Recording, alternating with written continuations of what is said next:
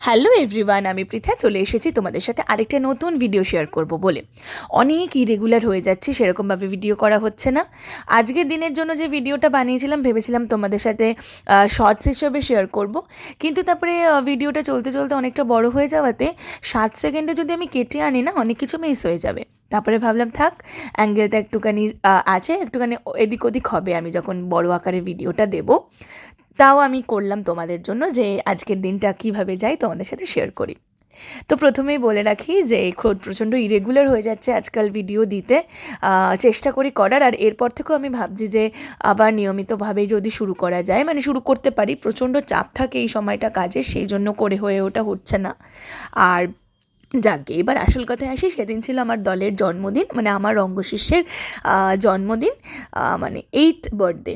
তো সেই অনুযায়ী সকাল থেকে ভাবছিলাম যে কি করব, প্রত্যেক বছর একটা অনুষ্ঠান করি, কিছু না কিছু করি।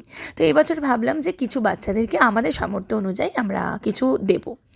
প্রথমে অনেক কিছু ভেবেছিলাম, তারপর ভাবলাম যে শুকনো খাবারই দেবো, যাতে ওরা রেখে ওরা ওদের মন পছন্দ করে খেতে পারে। প্রথমে আমরা হেদুয়াতে চলে যাই, ওখানে কিছু বাচ্চাদের দেওয়ার পরে আমরা প্রায় 50টা বাচ্চার মতন অ্যারেঞ্জ করেছিলাম। তো ওখানে অত বাচ্চা ছিল না। ওখানে দেওয়ার পরে ফেরত আসার পথে বেথুনির সামনে ফুচকা কাকুর মানে ফুচকার গন্ধ পেয়ে আমি আর চিরু দাঁড়িয়ে পড়েছিলাম ফুচকা খেতে।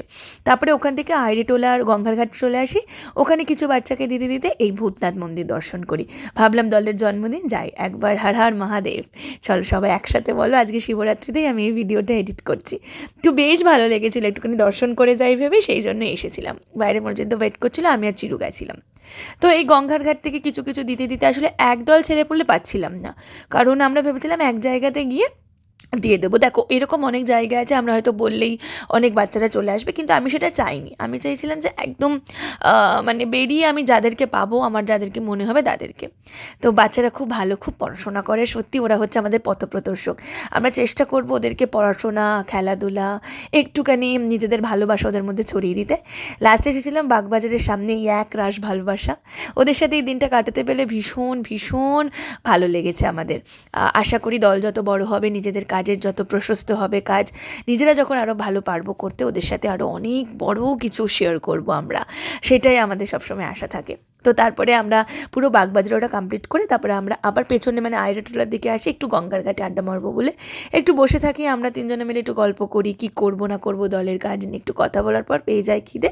এই লালু ভুলুর দোকানটা তোমরা যারা জানো, আমি জানি অনেকেই জানো, তাদের এখানের মোমোটা হচ্ছে ভীষণ ভীষণ ভালো। তো ওখান থেকে আমরা একটুখানি মোমো খেয়ে নিই। মোমো খেয়ে নেওয়ার পর আমি একটা স্যান্ডউইচ খাই।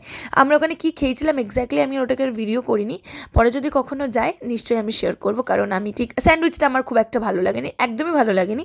মোমোটা ভালো ছিল, বাট আমি খাইনি।